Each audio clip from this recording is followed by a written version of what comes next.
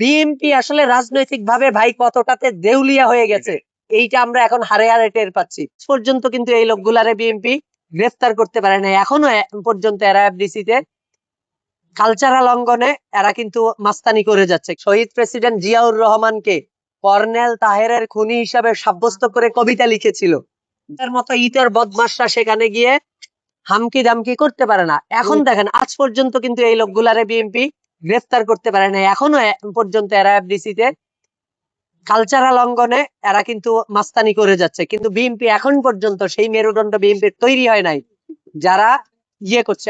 আপনারা সম্প্রতি জানেন যে বাংলা একাডেমিতে আমার সাথে একটি ঘটনা ঘটেছে, যে সেখানে কি হয়েছে, বাংলা একাডেমির মতো একটি জায়গায় একজন কালচারাল ফেসিস্ট মোহন রায়হান, যে শহীদ প্রেসিডেন্ট জিয়াউর রহমানকে কর্নেল তাহেরের খুনি হিসাবে সাব্যস্ত করে কবিতা লিখেছিল, যার কারণে আমি তাকে, এবং সেখানে একটি জুলাইয়ের প্রোগ্রামে সে জুলাইকে গালিগালাজ করে কবিতা পাঠ করতেছিল, তখন আমি সেটার প্রতিবাদ করেছি।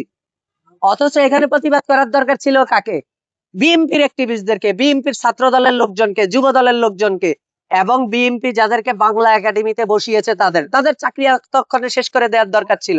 কারণ একজন জুলাই গণ অভ্যুত্থান বিরোধী লোক এবং যে একই সাথে মুক্তিযুদ্ধ বিরোধী, আপনারা তার লেখালেখি গুলা দেখলে বুঝবেন, এবং যে জিয়াউর রহমানকে খুনি বলে, সেখানে আমাদের একজন বিএনপি পন্থী কবি তাকে জিজ্ঞেসও করেছিল যে আপনি তো জিয়াউর রহমানকে খুনি বলে কবিতা লিখেছেন, এটার জন্য আপনি ক্ষমা চেয়েছেন কিনা? তো সে বলছে যে ভাই এটা আমার রাজনৈতিক মতাদর্শ, আমি এখনো আমার বক্তব্যে অটল।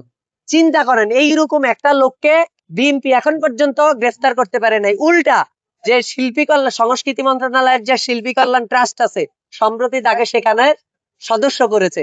ফলে বিএনপি আসলে রাজনৈতিক ভাবে ভাই কতটাতে দেউলিয়া হয়ে গেছে এইটা আমরা এখন হারে হারে টের পাচ্ছি। যার কারণে ওরা রাজনৈতিক মাঠে সেখানে মোকাবেলা, জামাত এনসিপি কে মোকাবেলা করতে না পেরে তারা হামলা মামলাকে আসলে বেছে নিয়েছে বলে আমি মনে করি।